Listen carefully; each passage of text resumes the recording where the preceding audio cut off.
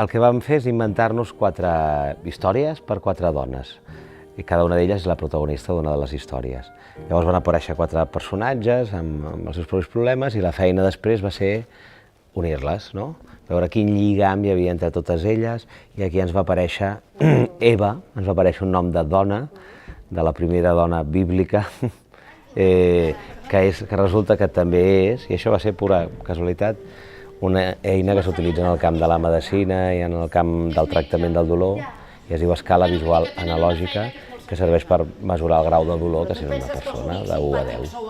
I és una eina que l'utilitzen molt els metges, per exemple els anestesistes, no? A l'hora de decidir quina anestèsia apliquen a cada pacient, perquè això del dolor és una cosa subjectiva, personal i intransferible. I també té un contingut emocional, això del dolor. Nosaltres, que som teatreros, això ens interessa molt, això de les emocions. I aquí va aparèixer aquesta Eva, que és una mena de comèdia sobre el dolor. Escolta, pica molt, no? Sí, no t'ho pots imaginar. És horrorós, m'arrencaria la pell i tot. Però què és? Alguna cosa que et fa al·lèrgia? La vida em fa al·lèrgia! I en el fons la comèdia sempre parla sobre les coses que ens fan mal, que creiem que ens manquen, que ens avergonyeixen, que ens fan mal en algun sentit, no?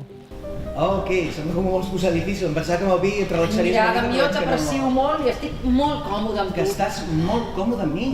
Però que sóc un sofà, jo? A mi m'agrada explicar també que és una funció que parla del dolor, però que parla de les relacions, també, trobo molt, no? De les relacions d'unes dones d'una determinada edat amb la gent que està al seu voltant, no? I com cada una gestiona segons quina relació amb segons quina persona.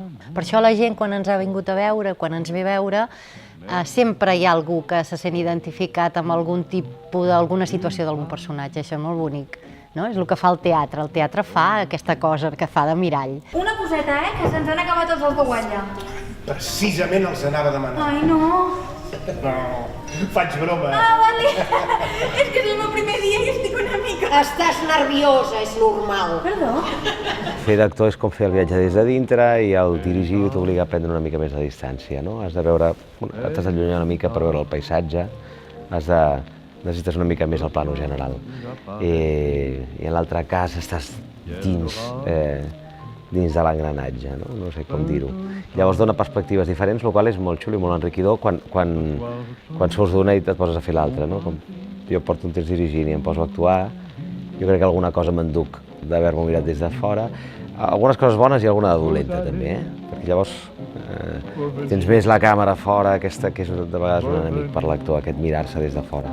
M'emociona molt a mi la música, molt, molt. Jo si sento més de 3 persones cantant juntes, m'emociono.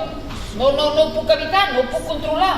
I a vegades és un problema. Però per què? Doncs perquè no puc fer classes de ioga, per exemple. Perquè al final, quan hem de fer tots l'hom a la vegada, em cauen les llàgrimes. De vegades surts tocant el cel, t'ho sembla tu, no toques res, però hi ha vegades que es creen una comunió i amb el públic, i que la història és eloqüent i que tens la sensació que connectes amb els altres i connectes amb tu.